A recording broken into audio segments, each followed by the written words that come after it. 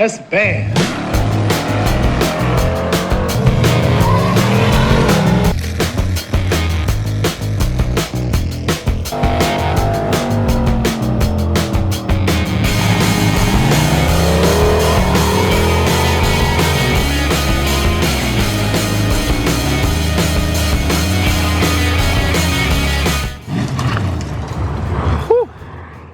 All right, today we are going to get back to work on the Skylark. I've got to finish up the fuel system, which is 2 small lines and a couple wires. Shouldn't take any more than like 10 minutes.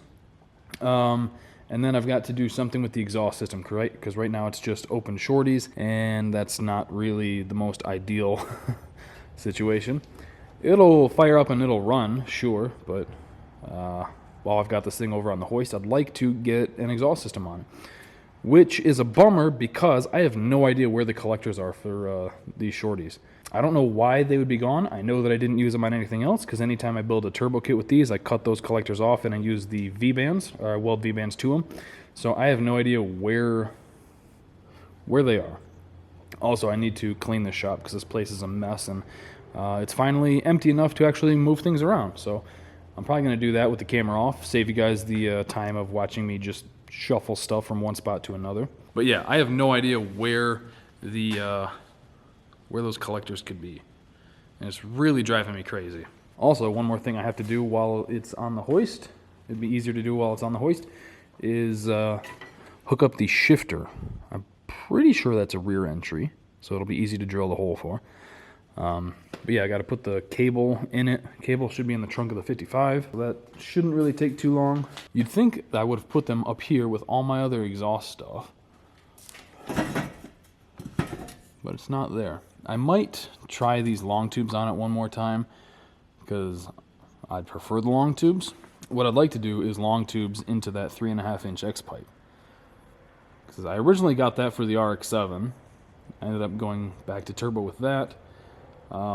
And then I was going to use it on the 55 if I went with a Pro Charger on this, but I think I'm also going to go with the turbo on this because at this point I've got so much turbo stuff that it would just be such a bad investment to switch everything over. So I've got this big Precision 88. I'm gonna have to make a different kit for this because that has the turbo out way too far. You can see the core support would go right there. I'm getting sidetracked. I need to clean this place up, and hopefully I can find those collectors and not have to pull these headers off of it. Yeah, I'm trying to whip up some sort of exhaust system. Even if it ends up just being true dual, like 2.5-inch straight pipes, that's fine for now. So I'm gonna clean real quick, and hopefully this place looks better when I turn the camera back on. All right, hopefully you guys can tell the difference. Yeah, this turned into a big ordeal because it snowballed. Reorganized the pegboard, made a little thing for my zip ties. That actually worked out really well. This is just some old exhaust and a plate that I had. Oh yeah, I also got the fiberglass front end hung up. That was a nightmare to get up there by myself, but I did it without falling. And I'm feeling real good right now.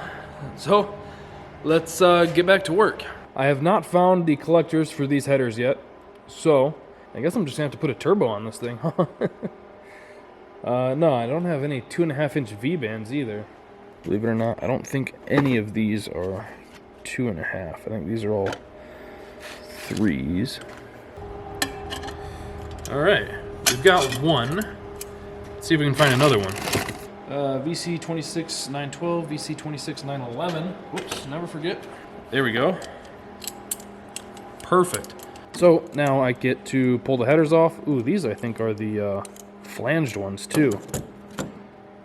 Let's see if we can see. Yeah, you can see that little lip in there. These are the good ones. Now I get to pull those headers off, cut the flanges off, weld these on, and start making an exhaust. Let's see, that one looks like it's about at a 45, which is perfect because I've got 45s. That one's pretty dang similar. So we might be good to go there. What I'd like to do, honestly, is run those straight back, expand from 2.5, basically from 2.5 to 3.5, and then put that X pipe on it. That would be super rad. And I might try to do that, which means I'll have to order some pieces. But we'll take it one step at a time, and get those V-bands welded on.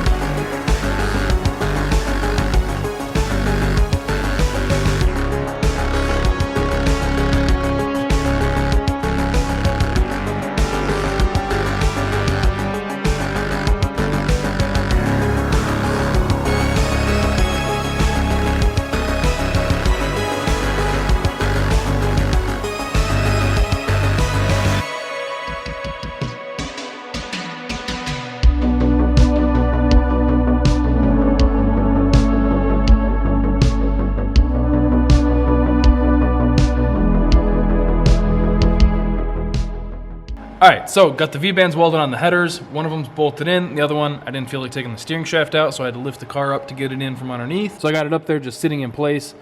Found a few other things that I forgot, like these wires for the transmission. Forgot to do those. I think it's power ground. I don't remember what the green one is. Actually, that might be for the torque converter. I'll have to see. Anyway, here is one of the 45s that I've got. Right up like that. It'll be... It's kind of angled towards the transmission, which I'm not a huge fan of. I can probably get away with a little bit of ill fitment and massage it and, you know, things like that. Make that work. But I'm going to have to kick it out a little bit. This one should be more or less the same. I expect it to be kind of in this area, and then we can do like a small 1 foot, 1.5 foot section of straight 2.5, and then I just ordered 2.5 to 3.5 like expansion or reducers to go from this to that. Now this is 3.5 inch all aluminum resonators.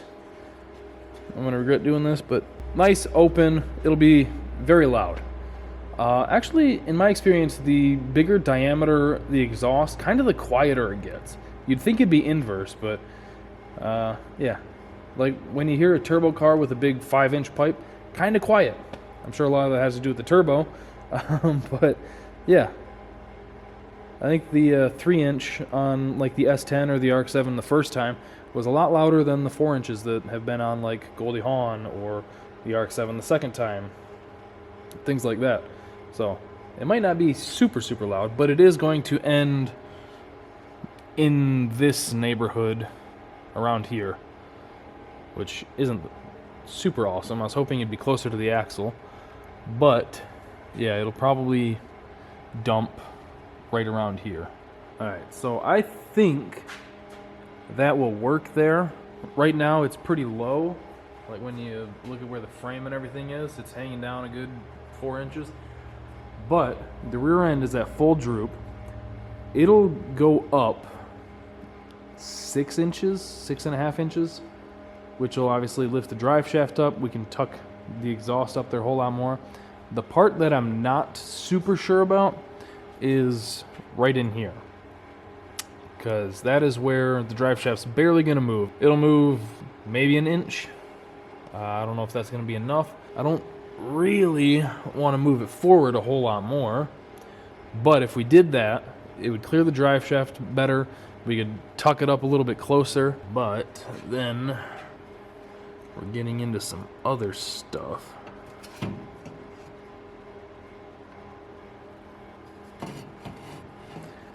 I could trim the transmission mount some more. I might do that regardless, because I just think bringing it ahead is the way to go. And then I don't have to worry about welding in O2 bung. We already got one. That's nice. Yeah, I think that I need to slide this ahead some more, because otherwise I guarantee that this thing's going to be bottoming out here, because it's a long wheelbase car and it's going to be relatively low. It's not going to be like slammed or anything, but it's going to be relatively low. So going in and out of some driveways at gas stations, stuff like that, it'll bottom out. And that being aluminum, if it does that many times, it'll rub through pretty quickly. But yeah, if I trim the cross member, don't have a whole lot of exhaust here to make, then a couple hangers, and we're done. And I think it'll sound real rowdy. All right, the reducers just showed up. Should work really well. Nice. While we were waiting on those, got a couple other things done. Got the shift cable in place. This is the Precision Performance shifter that I initially bought for the 55 when I was going to put the 4L80 in that. Now that's getting a Turbo 400. The 80 went in this. Already bought the shifter, might as well use it in this. You know, street car stuff. Typical street car stuff. These shifters do not get much more simple to install, so there wasn't really a whole lot to show. Got this one in place now, all bolted up at the head. Same with the other one, so now I can start figuring out just these little connections. We're going to start with getting this all situated and in place, which means I've got to radius a little bit out of the cross member here on each side. Not enough to take away any of the structure of it, but hopefully enough to move it a little bit further ahead, get it tucked up closer to the floor, and should simplify things a whole lot. So I'm going to bust out the Sawzall and start trimming.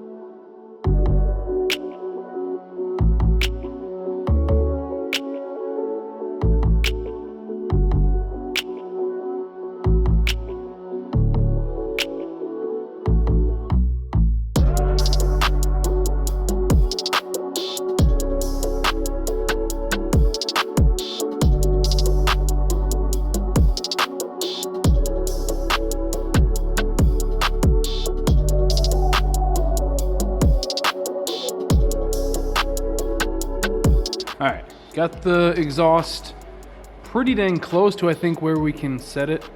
Up there, actually, shoot. You need to be over here more. And then I'm gonna put some spacers to kick it off the cross member a little bit, but yeah, I think right about there is about where we can live with everything. And then once I get the car down on its weight, I'll be able to kick the rear up a little bit, but I think that's about the best we can do for right now. Like I said, we're going to just keep rolling with this, see how it turns out. There's no reason we can't change it down the road if I decide I hate it. So I'm going to start whipping up these little deals here and see what we can come up with. All right, this is actually going to be, to bring back an old catchphrase, super simple.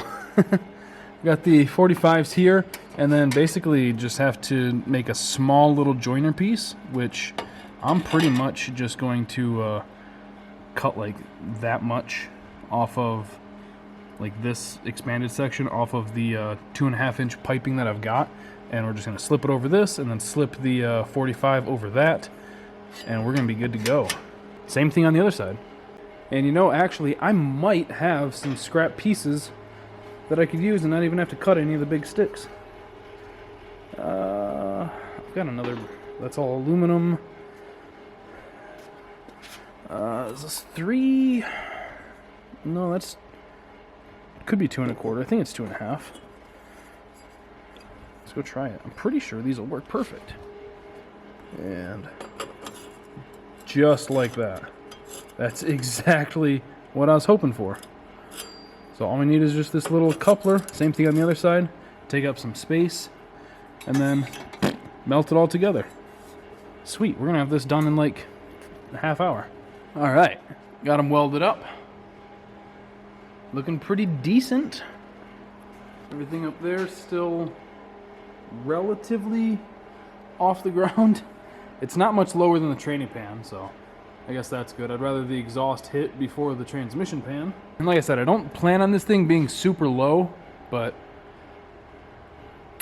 we're just kind of doing what we can do. But we're looking pretty decent. Got good clearance on the transmission lines, good clearance on the shift cable. Yeah, we're not too bad. So, after like 2 years, finally found a car to put this on. So I'm gonna drop it down and we'll see what kind of ground clearance we do have. Because keep in mind, the front end of the car is gonna come down more. I'm not gonna leave it, you know, gassered up.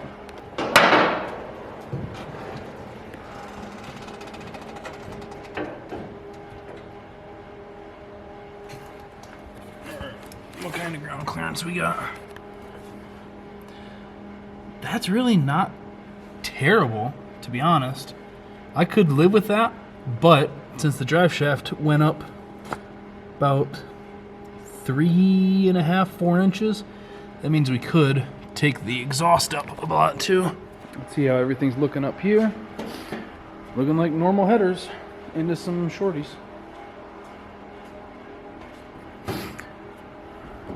Yeah, I think we're golden. Let's see how it looks back here. Yeah, that's not bad. I think that's fine. I think we're good. God, I love it when a plan comes together. So that is going to do it for today's video. Hope you guys enjoyed it. Thank you for watching. Thank you for subscribing, clicking that bell, get the notifications, and I'll see you guys next time.